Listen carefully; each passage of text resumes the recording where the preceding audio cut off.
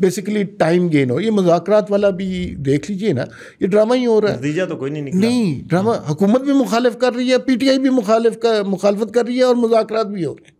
तो इसका मतलब है कि ये हुकूमत की तरफ से एक कामयाब स्ट्रेटजी है। वो टाइम गेन कर रहे हैं, वो एक्सटेंड करेंगे। राना सनाउल्लाह ने किसी शो में बात की थी कि अदालत के कहने पे मुज़ाकरात हो रहे हैं और अदालत कहती है 1 बजे समाअत हुई है, 4 बजे तक मुज़ाकरात में कोई सलूशन निकाल ले। तो उन्होंने एक जुमला कहा, उन्होंने कहा इतनी जल्दी तो बच्चों के लड़ाई झगड़े का फैसला नहीं होता, आप चाह रहे हैं सियासी जमातें मुज़ाकरात कर लें। तो ये टाइम गेन स्ट्रेटजी है।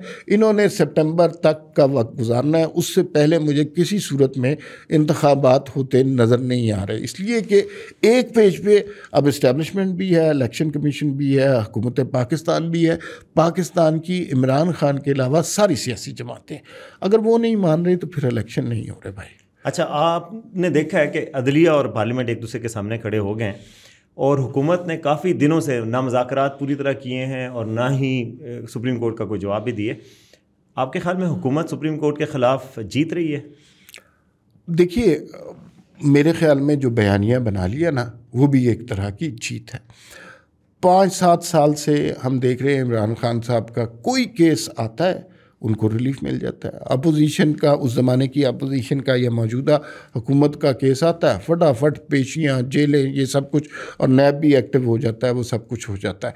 अब ये कब तक सियासी जमातें बर्दाश्त करें? उन्होंने बहुत बर्दाश्त किया।